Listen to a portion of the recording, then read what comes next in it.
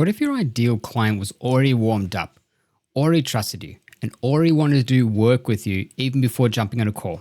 Well, I'm going to explain how B2B founders are doing that using video. And the awesome part is you don't need to have fancy, expensive equipment. You don't need to have a fancy studio, and you don't even have to start confidently. But if you do go on that journey, you could actually build something really special that will pay massive dividends if you just get started. So let's go through that right now. So when B2B founders are getting started with their business, they're doing a lot of cold calling, outreach, networking, maybe even joining a local BNI. All those things are valuable and they have their place. You should be doing those things. What's difficult though, that if you're, say, connecting with someone on LinkedIn and you're reaching out to them to ask, hey, let's catch up. The challenge is they have no reason to want to catch up with you just yet, especially if they don't know what you're about. You don't know what value, you don't know if there's no relevance just yet. And so you'll get ghosted. And so if you keep doing this over and over again, it's a hard slog and it can be quite discouraging already as it is. And part of the challenge here is that you haven't earned their attention just yet. When you earn someone's attention in advance, it's a lot easier for them to say yes. They know what you're about. They know what you're offering. And this is where the content marketing piece really comes into play. It helps reduce that friction of outreach when people know you. And this is why I'm highly encouraging B2B founders to develop the media business within their business, because it opens doors for people, makes it easier for you to book those calls because you've already built trust, you've earned attention. So when I talk about a media business, it's where a business is consistently creating free, valuable content, often on social media. And this content marketing is what builds the trust.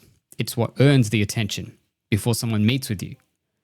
This is not a new thing. It's been around for a long time. And I'm a strong advocate for video content marketing because it's a great way of building trust. So I'm going to give you an example of a company that does this pretty well. You may have heard of HubSpot. So HubSpot are a massive company. They've got their marketing platform and they invest in media. They are also a media business. So here's an example of one of their shows, My First Million. They've got over 800,000 subscribers on YouTube alone for this show. And these are two experienced business people doing interviews. Well-produced content for this one. Content just like this. They also have their podcast network and other interests. This has contributed to their bottom line. It is responsible for reducing the cost of acquisition. It has become my opinion would be, I would class this as a profit generator, not just like a cost center. It's not costing them money. That's actually generating great returns for them. So investments like this illustrates what a media business may look like. Not every media business will be the same because you're not going to have the same resources like, say, HubSpot. But you can still use that same approach as a founder. You've got a great advantage actually because there's a lot of advantage of founders getting in front of camera and talking about their experiences, their experiments, the things that they're up to that would be considered valuable for prospects and customers. Founder-led video marketing is what I'm talking about specifically in this video when I talk about building a media business within your B2B business. It is super valuable. And again, I will recognize, I acknowledge that video is not for everyone. So I'm just going to add this caveat here that there will be people out there who say, I have no interest in doing video at all. I don't want to get in front of camera. I hate public speaking. I don't want to get better at it, right? If you fall in that camp, that's perfectly fine. You can do other forms of content marketing if that's the case. But if you're one of those people who you want to get better at talking in front of camera, just for your own self-confidence, if you want to create something that builds massive trust, that sets you apart from a lot of other B2B businesses, I would strongly encourage you to consider content marketing using video. And you don't need fancy equipment. You don't need to have a great deal of confidence to begin with.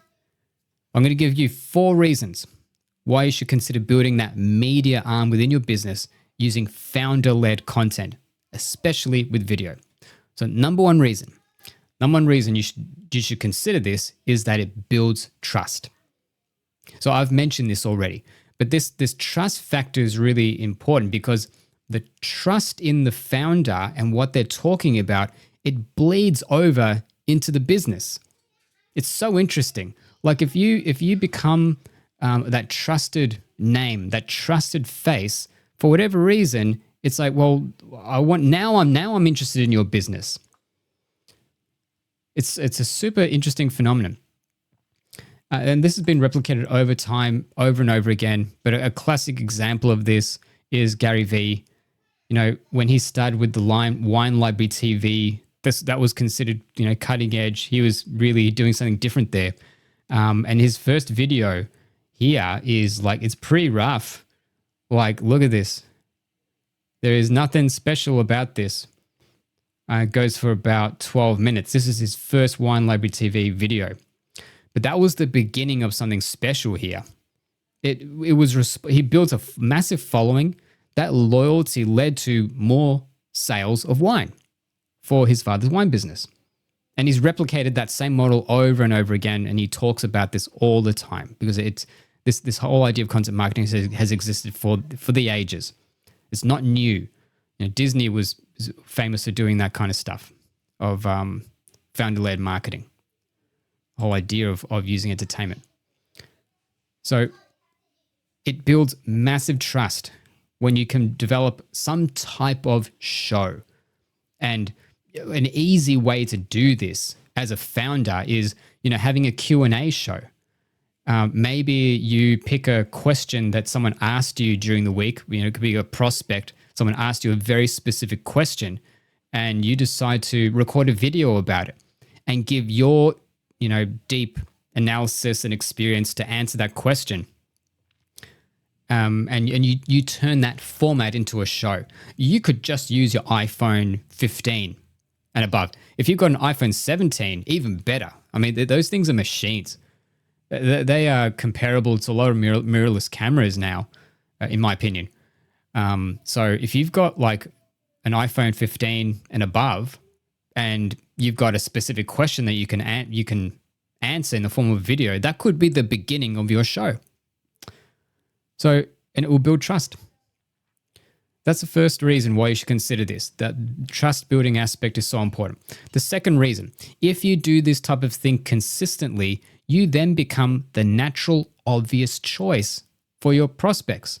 Because when you become more visible over time and in different formats too, that familiarity makes you the micro famous. And there are benefits in the business realm here to be micro famous because you're able to charge more. It makes it easier to open those doors when you're seeking meetings. People will seek you out. It creates so many advantages for you if you go down this route. So if we go specific here, here's an example of a guy who does building inspections in Melbourne, and he's got some interesting content here. It actually really resembles reality TV. So his YouTube channel is called Site Inspections. His name is Zeha. I'm probably not pronouncing that correctly. But he does some really high quality content, and he partners with an agency here, a small agency. But they follow him around. He does behind the scenes sort of stuff, uncovering dodgy buildings.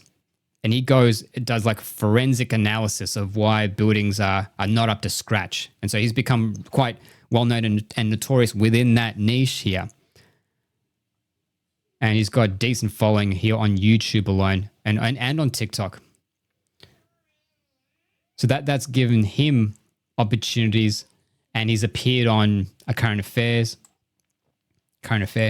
on TV. So that's him becoming micro famous within his industry, becoming a natural choice of people who just want the truth when it comes to building inspections. So if you want to in the future be able to, charge a premium, then and make those sales easier and have more inbound opportunities, become that recognized authority, micro famous, as they say. Now, here's a third reason why you should consider building that media arm within your business. And it may have nothing to do with becoming micro famous. You may do this because you genuinely want to become a better communicator. And trust me, anyone that has done this will know what it's like. I know what it's like. I've done 2 30-day challenges, one on YouTube and one on LinkedIn, 30 videos within 30 days. And that is a boot camp for personal development. You have to face down your fears and risk looking silly in front of strangers that you'll never meet. But there is something special over time when you stick with something and you do hard things. You sharpen the saw when you're not just consuming stuff. Like, there is more value in the creation of something than not just in the consuming of things. So if you want to strengthen that communication muscle, being that founder-led, or using founder-led content marketing is the way to do that. You will improve significantly, and it will pay dividends if you stick with it. So again, another example of someone who started rough. This guy, Neil Dingra, was in the mortgage broking space, and he decided to do content for his business. And he started off, in his own words, really awkward. He didn't know what he was doing. But over time, it made his business explode. In fact, when you read his description here, you'll see that he's personally built 2 multiple 7-figure businesses using his personal brand. And you see now he's got his own style here. If you look at 4 years ago on Instagram, kind of has that part down the middle, I think. And now he sports this cap on backwards. It's got that cool look. He didn't start off that way though. He started off awkward. So there is a great deal of personal development that takes place if you're willing to jump onto that journey. You will become a different person if you become the face of your business in creating content. It will just happen. And then it will bleed into the things that you're trying to do within your business. The final reason why you should look at building a media business within your existing B2B business is that it creates an unfair advantage. Like, over time, it is like this it has this compounding effect where people are following you, they engage with you, they recommend others, they share your content. So it's a lot of heavy lifting is then done because you've built momentum. And that is the key there. The compounding is in the momentum and deep trust.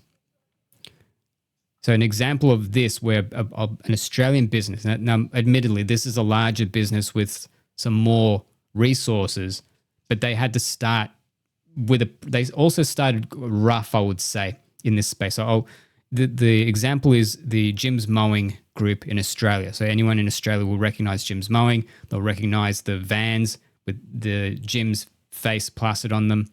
And the franchises, range from mowing to fencing, dog wash, car detailing. I even saw something a couple of years ago like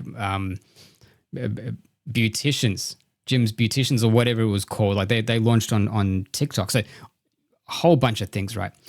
In 2018, the franchise sales had plateaued. And they were sitting around about 3,500 franchisees in the network. And the marketing manager decided that it was a time to consider content marketing, and that they started with like a Facebook Live where Jim, the founder, was going to be answering questions. And it was pretty rough. Like, there was nothing special about the setup, but that was at the beginning of something really special for them. So now They've done things on TikTok, YouTube, Facebook. Lots of content. They do founder-led content from the founder himself, but also of the individual business owners, the individual franchisees talking about their experience, their lived experiences, their stories, their results from owning one of these franchises. This guy right here, I think his name's, I forget this guy's name, but this one right, he's a young dude. And he started, he was in McDonald's and he used up all his personal savings to get a franchise in Jim's Mowing. He had to make it work. And he has done extremely well for himself. A really inspiring story there. So not only that, they've got the Jim podcast. They've got tons of episodes here where Jim is just answering questions. That's all he's doing. He's answering questions. These go for, an hour or so, but, it's kind of what produced here, but they didn't start here. Like, this is what it is. This one was from 4 years ago. But he's answering questions, right? So that has led from, and I think I mentioned it before, but 3,500 franchisees to 5,500 franchisees. That was the growth that was achieved. And they know this because they interviewed franchisees and they asked, well, why did you choose Jim's over maybe another franchise network? And they said it was because of the content that I watched. They watched hours of podcasts, built massive trust. So by the time they're talking on the phone with a franchisor, they're practically sold at that point, and they're just asking to clarify some things. So those are the 4 reasons why you should consider building the business arm within your business, especially in the B2B realm. Builds trust, massive trust at scale. You become the obvious authority. It will help you become a better communicator. It will help you grow. And then finally, it will create an unfair advantage that will be difficult to match. So if you're considering video content for your business and you're the founder, but you haven't pulled the trigger yet, let me know in the comments, what's the one thing that's holding you back right now? Is it the confidence factor? Are you overwhelmed with your workload, or you're just basically not confident with the tech? Let me know in the comments below and let's have a conversation there.